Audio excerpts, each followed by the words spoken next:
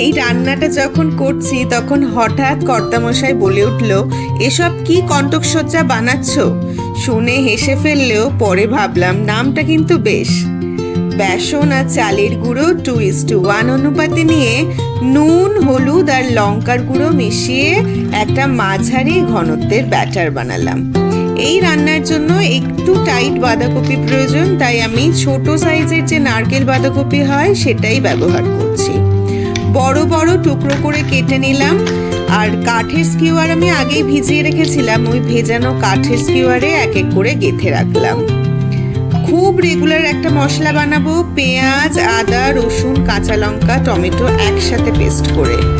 এবার জল গরম করতে দিয়েছি, সামান্য নুন দিয়ে কপিগুলো সেদ্ধ করতে দিলাম, ওই হাফ সেদ্ধ হওয়া পর্যন্ত। জল ঝরিয়ে নিলাম। বেসনের গোলায় কালো জিরে দিয়ে কপিগুলো স্কিওয়ার সমেত বেসনে চুবিয়ে গরম তেলে বেশ ভালো করে লালচে করে ভেজে নিলাম।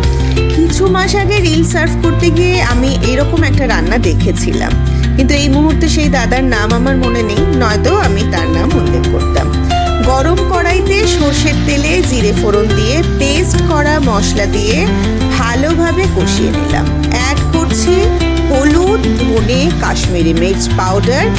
কষিয়ে নুন অ্যাড করে যতটা ঝোল রাখতে চাই সেই অনুপাতে জল দিয়ে ভালো করে ফুটতে দিলাম।